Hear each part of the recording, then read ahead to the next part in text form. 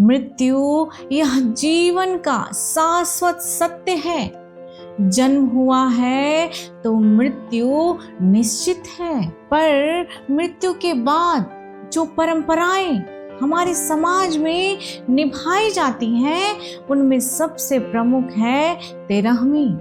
आज हम बताएंगे कि हिंदू समाज में तेरहवीं क्यों मनाई जाती है और संत रविदास जी का इसके बारे में क्या सोचना था। आज हम खोलेंगे तेरहवीं का रहस्य। गरुड़ पुराण यह कहता है, हमारे मरने के बाद हमारी आत्मा 13 दिनों तक पृथ्वी पर यूं ही भटकती रहती है। परिवारजन दान करते हैं, दक्षिणा देते हैं, ब्राह्मण भोज कराते हैं और पिंड दान तक कराते हैं, ताकि आत्मा को यमदूत के भयावह कष्टों से बचाकर स्वर्ग भेजा जा सके। गरुड़ पुराण में यमदूत के भयावह रूप का वर्णन भी किया गया है। विकराल दाढ़ी, बड़ी बड़ी भौहें, मोटी मोटी मूछें, काली काली एकदम कांटों जैसे रोए, मानो अगर गलती से भी यमराज चिपक गया तो पूरा शरीर छिल जाएगा, खून से लथपथ। नरक में तड़पते जीव,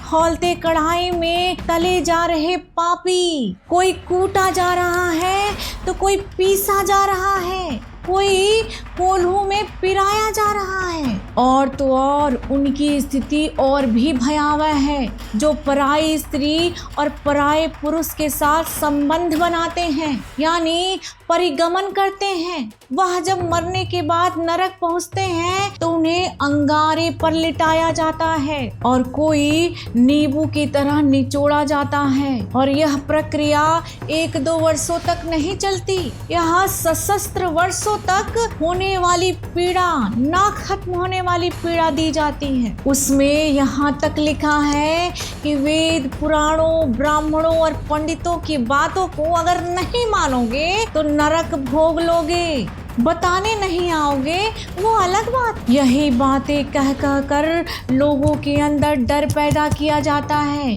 कि नरक में जाओगे। यही कारण है कि लोग डरते हैं और कहते हैं कि तेरहवीं जरूर करनी चाहिए। यही डर पैदा कर इन मनुवादियों ने आज तक अपने धंधे को बढ़ावा दे रखा है। लेकिन जरा सोचिए क्या आत्मा की शांति दान दक्षिणा पर ही निर्भर है? क्या गरीब परिवार जिनके पास खाने तक को रोटी नहीं है, वो अपने प्रियजन की आत्मा को शांति नहीं दिला सकते? यहीं पर आते हैं संत शिरोमणि गुरु रविदास जी महाराज। वह तेरहवीं को अनावश्यक बताते हैं। उन्होंने मृत्यु, आत्मा और कर्मों पर कई दोहे बताए हैं। वह बताते हैं कि मृत्यु के बाद की स्थिति कर्म और भक्ति पर निर्भर करती है, ना कि इन जटिल रीति रिवाजों पर। कुलभूषण रविदास जी कहते हैं, रविदास जन्म के कारणे होत न कोनी, नरक को नीच करे डारी है, पूछे करम की कीचरे भक्तों, पूछे करम की। अर्थात मनुष्य की नीचता या श्रेष्ठता उसके जन्म से नहीं, उसके कर्मों से होती है। कर्म ही व्यक्ति को उठाता है, चाहे गिराता है। कुलभूषण रविदास जी ने कहा, मन चंगा तो कठौती में गंगा। अर्थात यदि मन पवित्र है तो एक छोटे से बर्तन, छोटे से पात्र में भी गंगा है। तो जरा आप सोचिए कि आत्मा की मुक्ति ब्राह्मण भोज या ब्राह्मण दक्षिणा से होगी या शुद्ध मन सच्चे कर्मों से होगी। गरुड़ पुराण में यह भी लिखा है कि तेरहवीं में ब्राह्मणों को भोज देना चाहिए और उनकी पूजा भी करनी चाहिए।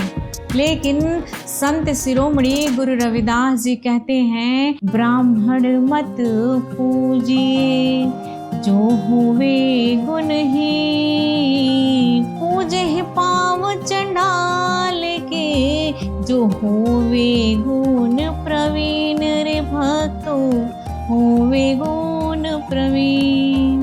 यानी गुण और भक्ति की असली मूल्य जाति और रस में नहीं है। उन्होंने भक्ति और कर्म को ही असली मार्ग बताया है। यहाँ उपस्थित सभी भक्तगण एक बार जरा ध्यान से सोचिए कि अगर मृत्यु के बाद आपके परिजन की आत्मा सचमुच में खड़ी होकर देख रही हो तो वह क्या चाहेगी?